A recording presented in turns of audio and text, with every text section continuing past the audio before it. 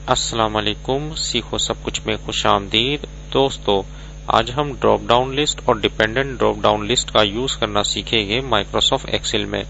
इस वक्त हमारे पास एम्प्लॉय का कुछ डेटा है जिसमें एम्प्लॉय नेम, डिपार्टमेंट और पोजीशन दी गई है। नेम तो हम टाइप कर लेंगे और डिपार्टमेंट के लिए हम ड्रॉप डाउन लिस्ट बनाएंगे। ड्रॉप डाउन लिस्ट कैसे बनाई जाती है आइए देखते हैं। इस वक्त डिपार्टमेंट में मैं ये चाहता हूँ कि डिपार्टमेंट में ड्रॉप डाउन लिस्ट में ये 3 डिपार्टमेंट शो हो। तो इसको शो करवाने के लिए यहाँ सबसे पहले आप जितने एरिया में ड्रॉप डाउन लिस्ट चाहिए है उसको सिलेक्ट कर लीजिए। उसके बाद आप डेटा पे आइए। डेटा में आपको मिलेगा डेटा वैलिडेशन का ऑप्शन। इस पे आप अलाउ में सिलेक्ट कर लीजिए लिस्ट। मैंने लिस्ट सिलेक्ट कर लिया। अब इसमें डेटा सोर्स कहां से आए? डेटा सोर्स में मुझे क्या चाहिए?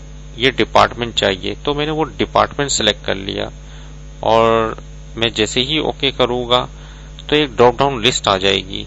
जैसे ही मैं इस पर क्लिक करूंगा तो आप देख सकते हैं ये 3 डिपार्टमेंट एडमिन, आईटी और अकाउंट्स आ गए हैं। तो देखिए दोस्तों कितना आसान है ड्रॉप डाउन लिस्ट बनाना। अगर आप इस पर आएंगे तो यहाँ भी आपको ड्रॉप डाउन लिस्ट मिलेगी। इस तरीके से अगर आप नीचे आएंगे तो यहाँ भी आपको ड्रॉप डाउन लिस्ट मिलेगी और आप सिलेक्ट भी कर सकते हैं इसको। तो इसी तरीके से ये तो थी ड्रॉप डाउन लिस्ट।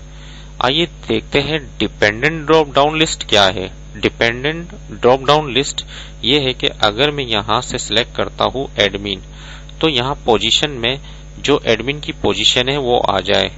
अगर आईटी में सिलेक्ट करूंगा तो आईटी की पोजीशन आएगी और अगर मैं अकाउंट सिलेक्ट करूंगा तो अकाउंट्स की पोजीशन आएगी। आइए देखते हैं इसको कैसे किया जा सकता है। इसके लिए भी आपको सबसे पहले डेटा में डेटा वैलिडेशन में जाना पड़ेगा, लेकिन उससे पहले आप एक रेंज बना ले।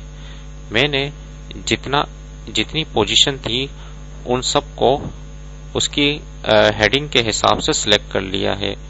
ये सिलेक्ट करने के बाद आप आ जाए फार्मूला में क्रिएट फ्रॉम सिलेक्शन, यानी कि आपने नेम डिफाइन करना है इन सब का। तो क्रिएट फ्रॉम सिलेक्शन को क्लिक कर दीजिए और क्योंकि हमें जो हेडर है वो टॉप रो है तो लेफ्ट कॉलम में हटा दूंगा और क्लिक ओके कर दूंगा। तो ये नेम्स डिफाइन हो गए इसके। अगर आप नेम मैनेजर में आएंगे तो यहाँ आप देख सकते हैं कि अकाउंट्स का नेम डिफाइन है, आईटी का डिफाइंड है और एडमिन का डिफाइन है नाम। इस तरीके से जैसे ही आप इस पर आएंगे पोजीशन में जितने एरिया में आपको चाहिए वो एरिया आप सिलेक्ट कर ले जहां डिपेंडेंट ड्रॉप डाउन लिस्ट आपको चाहिए। और उसके बाद आप डेटा पर आ जाइए, वही ऑप्शन है डेटा वैलिडेशन का और यहां से आप सिलेक्ट कर लीजिए लिस्ट। और लिस्ट में आपको यहाँ एक फार्मूला लगाना पड़ेगा। आप इक्वल टू लगा दें और इनडायरेक्ट एक फंक्शन आपको यूज करना पड़ेगा। इनडायरेक्ट का फंक्शन ये करता है कि वो रेफरेंस उठाकर लेकर आता है। मैं इसको भी आपको समझा दूंगा। तो इनडायरेक्ट करना है हमें इसको। कहां से इनडायरेक्ट करना है? तो जहां से इनडायरेक्ट मैंने इनडायरेक्ट का फंक्शन लिखकर उसका रेफरेंस बता दिया।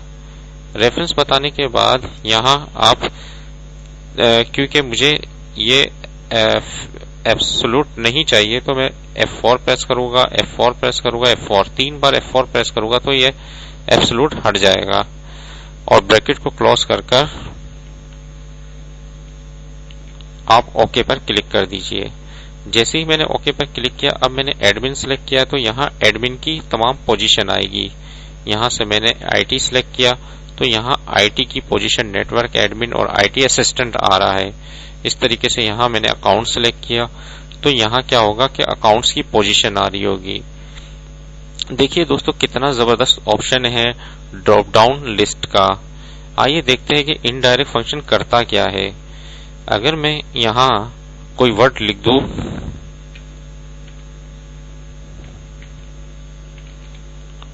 और अगर मैं इनडायरेक्ट का फंक्शन यूज करता हूं